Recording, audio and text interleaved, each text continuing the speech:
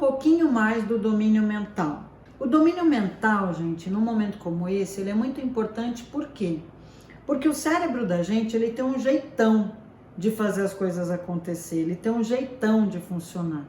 E muitas vezes ele não funciona do jeitão correto porque a gente não dá o input correto. Imagina, eu já falei para vocês que o cérebro é a forma de você se conectar muitas vezes com o mundo e significar aquilo que o mundo e os inputs te trazem por meio dos estímulos, né? Dos 5 sentidos. Agora, o nosso cérebro, ele é tão maluco, ele é tão complexo, ele é tão uma máquina de pensar, que vocês já prestaram atenção que os gênios, por exemplo, quando eu falo gênio, gente, é coisa tipo Darwin, Einstein, Chopin, Tchaikovsky, esses caras que vieram para mudar o mundo e que mudaram a humanidade, usam de 4 a 5% da sua capacidade cerebral. Ou seja, nem esses caras que foram ícones durante toda a nossa história não usavam mais do que 5% dessa máquina que a gente chama cérebro. Ou seja, eu sou fascinada por entender como o cérebro funciona.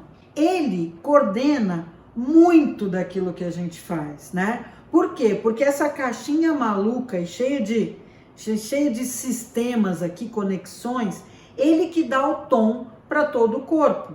E isso é muito legal, porque se para uma coisinha de funcionar no seu cérebro, automaticamente para no corpo. E se às vezes parar no corpo, não necessariamente para no seu cérebro.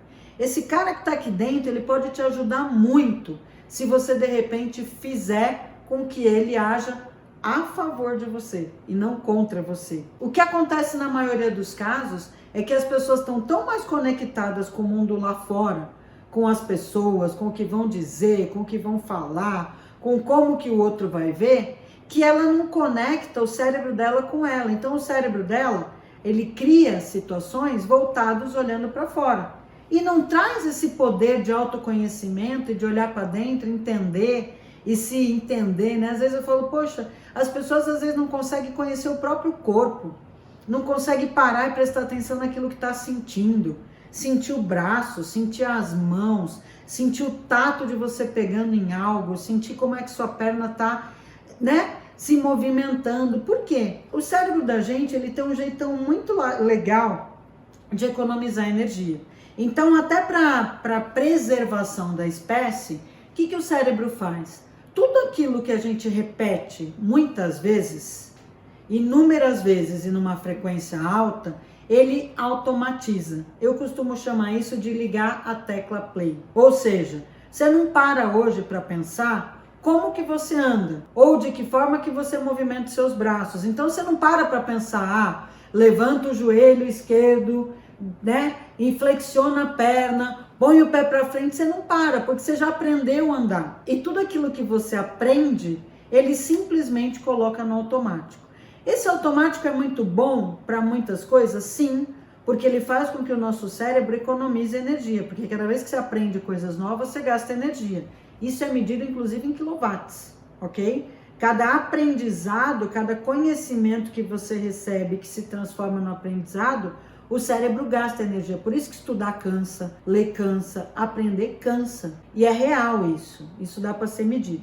Agora, esse jeitão é legal até a página 2, de economizar energia. Por quê?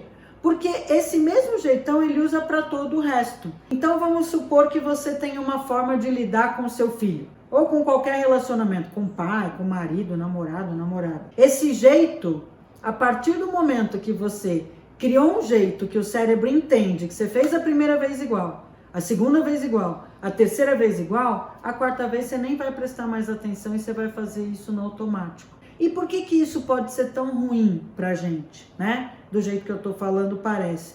Porque tem muitas coisas que você pode parar, reprogramar o seu cérebro e fazer diferente. Vamos ao caso de um relacionamento. Você faz sempre igual e sempre você tem aquele mesmo resultado. Pô, bacana, tenta fazer diferente. E todas as vezes você jura que você vai fazer diferente. Mas chega no terceiro, quarto, quinto mês de relacionamento, você já tá fazendo igual. Porque o seu cérebro volta, pega o modelo que você desenhou ele e começa a repetir. O que acontece? O resultado é igual.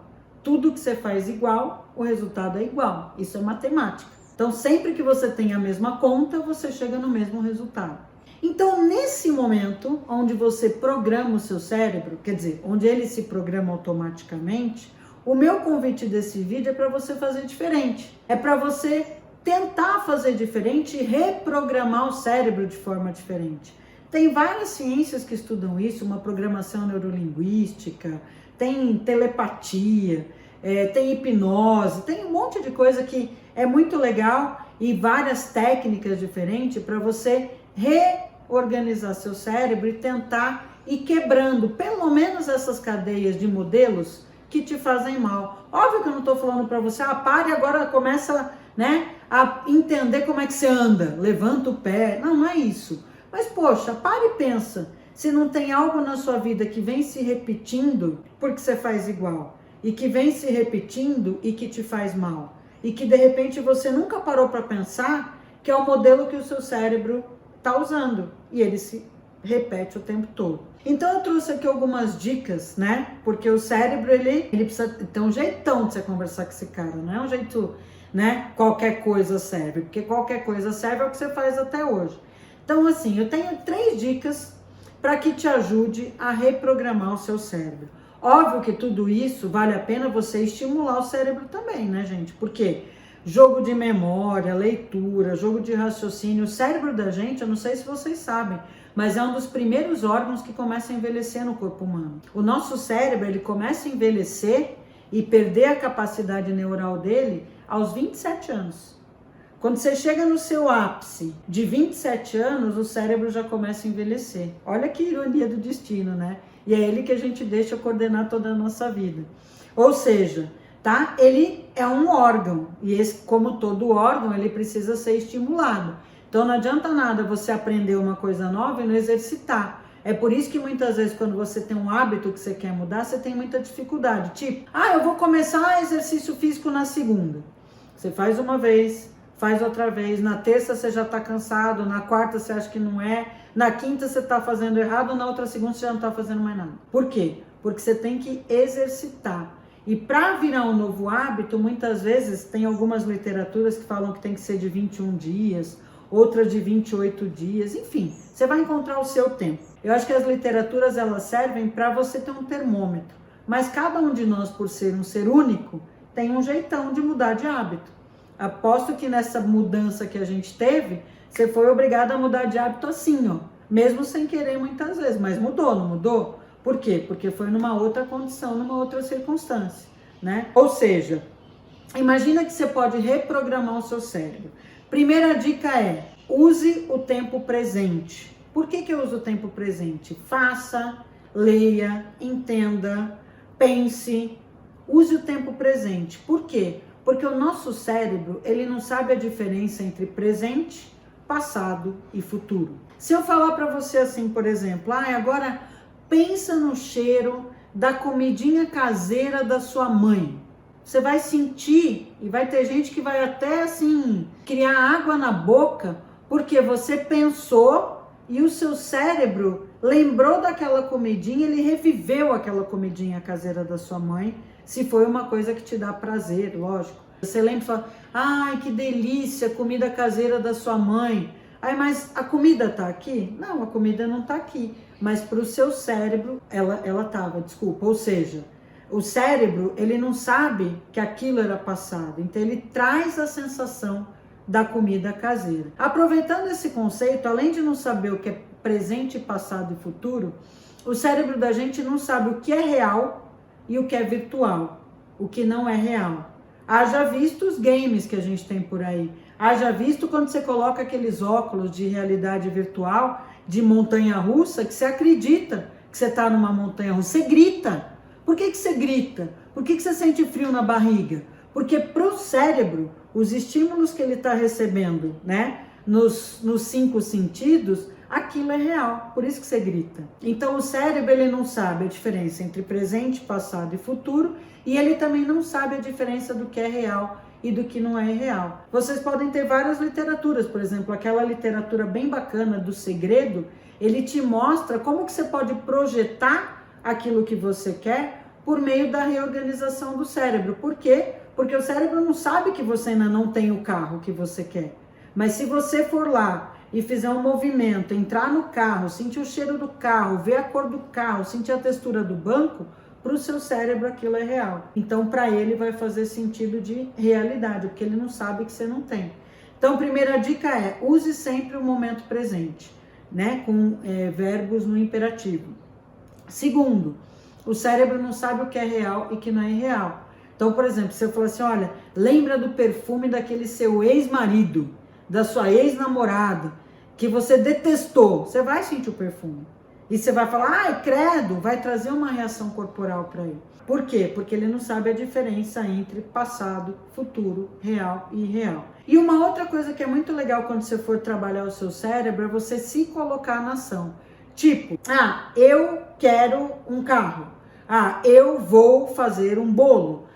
Eu quero tal coisa. Porque quando você se coloca na ação, o cérebro tira toda essa realidade do mundo em volta, e trabalha a realidade de você para fora. Então, sempre que possível, coloque você na ação. Penso que essas 3 dicas práticas para você reprogramar o seu cérebro no dia a dia pode te ajudar nesse momento de mudança e de reinvenção.